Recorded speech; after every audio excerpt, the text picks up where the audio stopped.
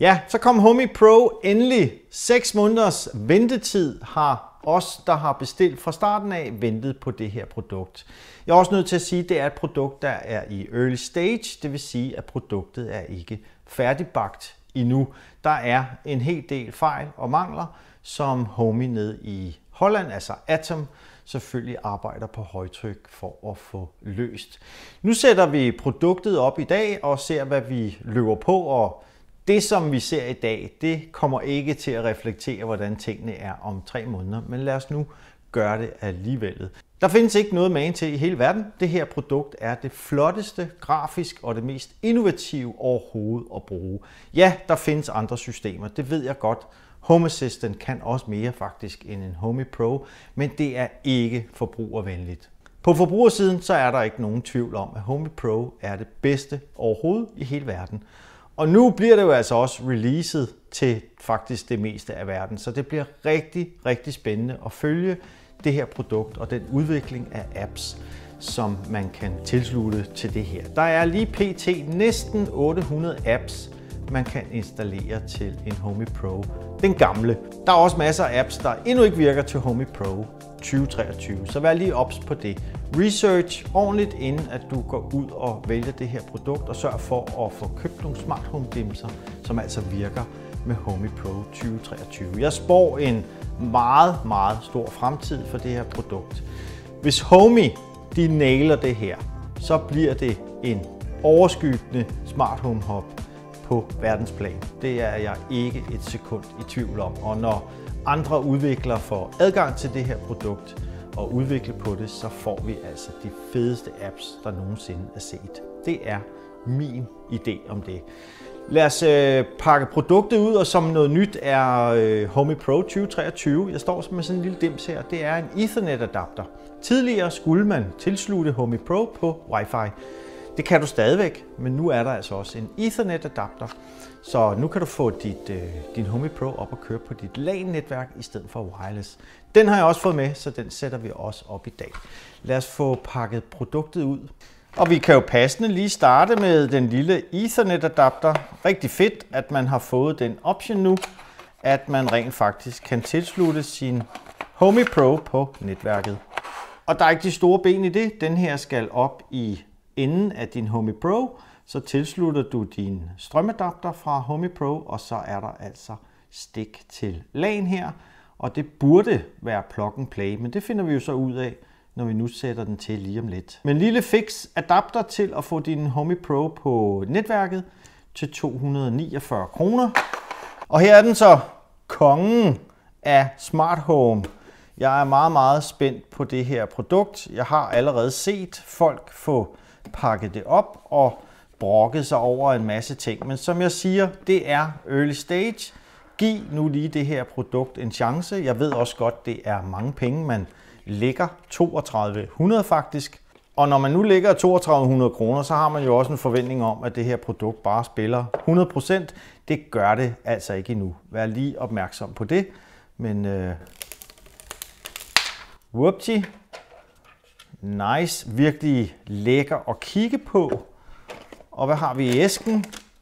Vi har en strømadapter, og vi har et kabel. Så ideen er jo, at vi tager det her kabel, så sætter vi det til vores Homey Pro med USB-C selvfølgelig. Dejligt USB-C. Og så sætter vi den her til vores Ethernet adapter, og så skal vi have den her tilsluttet til strøm.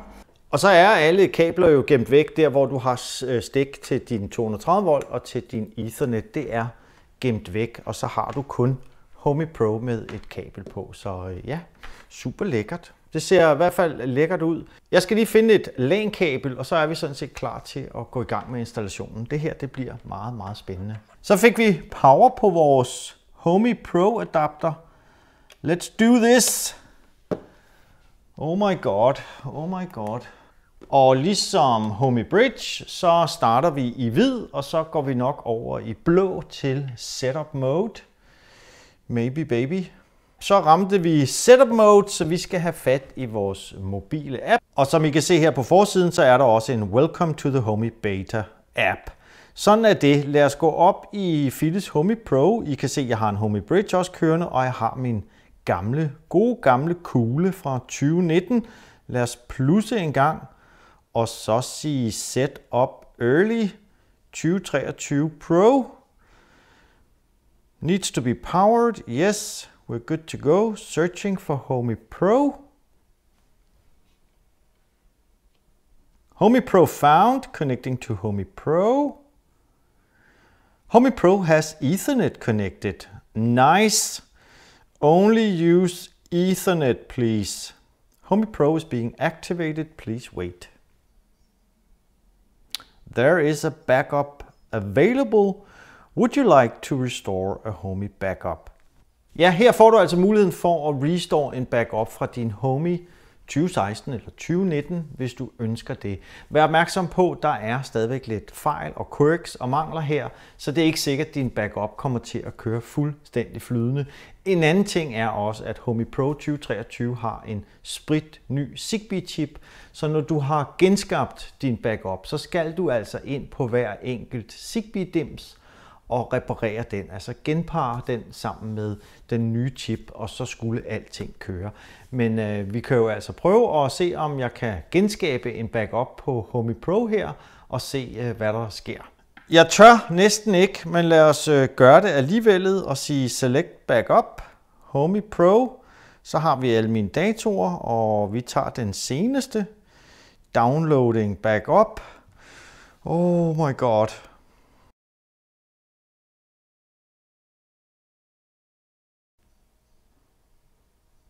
Installing updates. Please keep your phone close. Yes, sir. Og så kan I se den flotte magenta-ring her, der kører, fordi den er ved at køre en opdatering. Så får den her LED-ring altså en anden farve. Så man kan altid lige kigge over på sin Home Pro og se, hvad laver den egentlig? Er den ved at opdatere, eller er den kørende? Ja, alting gik smurt. Så har vi så alt balladen nu. Balladen. Det er, at der er rigtig mange ting, som ikke virker. Der er en hel del apps, som ikke virker. Alt det får du besked på her i din undermenu her ude på hovedsiden. Og der er en masse knapper, som heller ikke virker, som altså skal genskabes, genpares, repareres ind i Homey. Men den har rent faktisk fundet mine termostater fra Eurotronic, som kører Z-Wave. Z-Wave-delen er ikke så besværlig som Zigbee-delen, så langt de fleste Z-Wave-enheder, du måtte have i din gamle, de kommer altså gnidningsfrit over til den nye Home Pro. Vi kan jo se, om jeg kan styre min Eurotronic, der sidder herovre.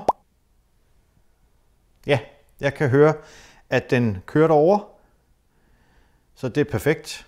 Men jeg siger det lige igen, det her er et early stage produkt. Vi er ude i noget beta-agtigt ting, så produktet er altså ikke 100% færdigt endnu. Alle udviklerne, dem som stadigvæk er der, og Homey, de arbejder på højtryk for at få det her produkt fuldstændig strømlinet og færdigt til os. Ja, backup. Lad os kigge på nogle flows, og jeg kan se her, at alle mine flows er genskabt, men som jeg sagde før, vær opmærksom på, at alle dine Zigbee-enheder skal altså genskabes til den nye chip i Home Pro 2023. Før kommer det ikke til at virke. Og her på min forside i mine enheder, der er jo absolut nada, der virker, fordi jeg skal altså ind og genskabe alt det her. Jeg vil nok personligt, jeg ved godt, der er nogen, der måske har 50-100, endnu flere flows derude, avancerede flows. Det kan være ret besværligt at genskabe alt det her. Det kan også være besværligt at starte fuldstændig forfra. Lave et hard reset, og så starte dit smart home forfra. Jeg tror faktisk, jeg personligt vil vælge at tage den sidste del, og det er simpelthen at sætte en Home Pro op fuldstændig blank. Så lad os resette vores Home Pro, så starter vi lige forfra, og så prøver vi at sætte den her op, som om vi ikke havde noget smart hjem. Fordi det er nok sådan, at jeg vil starte ud. Herinde i generelt kan man også se, at vi er altså forbundet lokalt hernede i forhold til appen. Og Atom Cloud er tilsluttet. Vi kan se vores hukommelse. Der er jo altså væsentligt mere hukommelse på Homey Pro 2023 end den gamle, og under læring har vi altså 2,6 GB gratis ud af 2,7 GB. Og hvad er der mere herinde? App-version, om credits, fortrolighed. Hvordan får jeg så slettet min Homey og startet forfra? Er det en reset-knap, der sidder et lille hul her? Ja, reset, please. Jeg ved ikke, om det er måden at gøre det på, men lad os prøve en gang og se, om vi fik reset Homey Pro.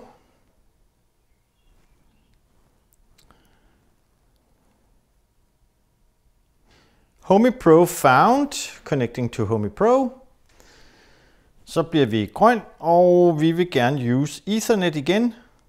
Reset to factory. Og her får vi så at vide, at vi allerede har en Homey Pro sat op i vores hjem, om vi ønsker at finish setup, eller vi ønsker at factory reset den. Og det er sådan set det, jeg gerne vil, så vi kan starte på en frisk. Vi tager og siger reset to factory. All will be deleted and cannot be undone. Yes, sir. Så er vi tilbage til square one. Vores Homey Pro går i hvid, altså i boot mode. Og lige om lidt så bliver den blå, fordi så er vi i setup mode. Og så kan vi sætte vores Homey Pro op igen. Så lad os prøve det. Vi er i blå, vi er i setup mode, plus setup Homey Pro. Yes, sir. Searching for Homey Pro. Ligesom før. Connecting to Homey Pro. Og så bliver den grøn her. Homey Pro has Ethernet connected. Additionally, Homey Pro can also connect to a Wi-Fi network. No thank you. Use Ethernet. Homey Pro is being activated. Please wait. There is a backup. No thank you. Continue without. Welcome. Set up my home. Mit hjem har en etage eller flere etager. Mit hjem har kun en etage. Jeg har en opholdsstue, køkken, primært soveværelse, badeværelse. Jeg har en gang. Jeg har også en spisestue.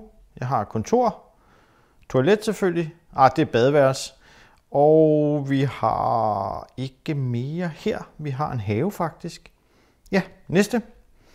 Og så får vi et forslag til, at det er sådan her, dit hjem ser ud. Det siger vi OK til.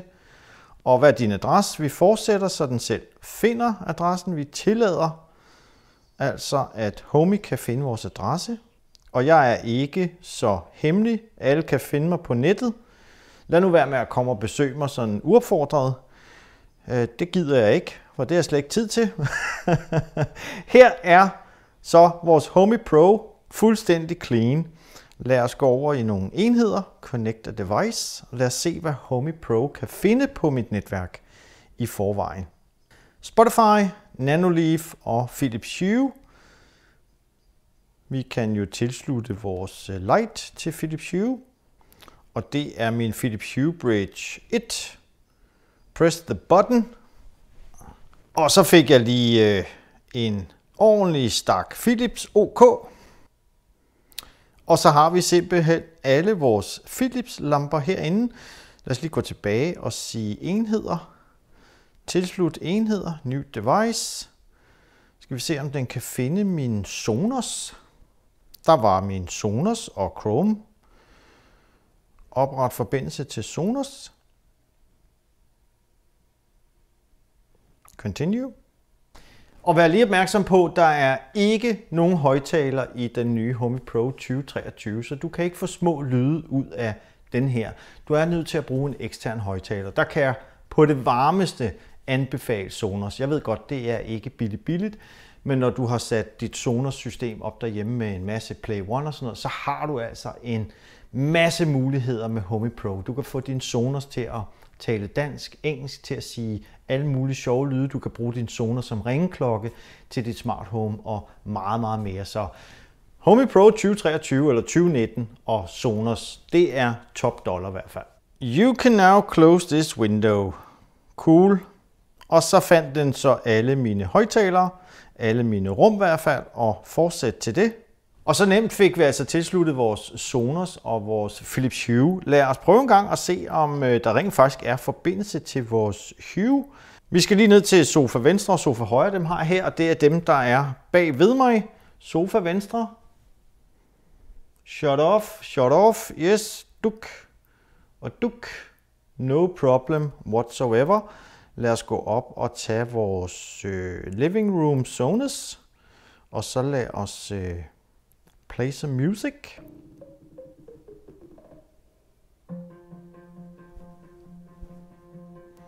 Jeg stopper lige, så vi ikke får en copyright her på YouTube. Det ser rigtig, rigtig fint ud. Igen, jeg er nødt til at sige, at det her produkt er i en early stage. Det er ikke alting, der virker. Det er ikke alle apps, der virker eller kommer til at virke. Jeg håber selvfølgelig, at Atom i Holland, de holder de her udviklere i hånden og hjælper de her udviklere med at få opdateret deres apps. Jeg håber også, at Atom, de virkelig holder fokus på det her produkt. Det kan blive en game changer, en seriøs game changer worldwide, hvis Atom, de får det her gjort rigtigt. En god idé ville måske være rent faktisk at lave en App Store til de her apps. Jeg vil ikke have noget imod at give 5, 10, 15 kroner for at købe en apps, som jeg ved en udvikler rent faktisk sidder og opdaterer på. Og så får udvikleren rent faktisk også nogle penge for det her. Der sidder rigtig mange udviklere derude, der ikke tjener penge på det her, men gør det, fordi at de synes, det er en cool hobby. Der skal vi lige have drejet forretningen over til, at alle udviklerne også rent faktisk får noget ud af det her. Super lækker produkt. Virkelig lækker produkt. Og vores Homey Bridge kan jo altså sættes op som satellitter i det her system også. Det bliver ikke i dag. Nu var det en lille unboxing og en setup med backup eller uden backup. Og så vil jeg bare lige vise jer, hvordan produktet var at sætte op. Det var ret smertefrit. Jeg ved, at flere har haft problemer med at sætte det her op, men jeg havde altså ikke nogen problemer.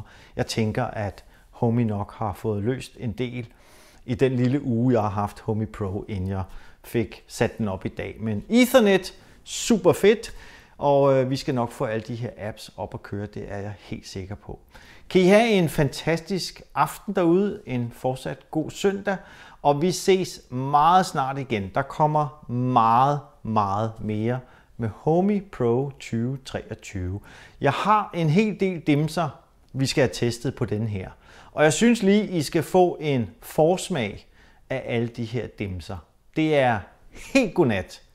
Fuldstændig mindblowing, hvad RepairGuide.dk har af dimser. Det bliver en lang aften og en lang video, når vi ses igen til en Homey Pro 2023 video, fordi så går det altså løs. Jeg har også nogle Ethernet, nogle PoE-adaptere, som skal testes af på det her system. Så vi har masser af fed video på vej til jer, for dem af jer, som interesserer jer for Smart Home, og især Homey Pro 2023. Kan I have det godt? Vi ses. Hej!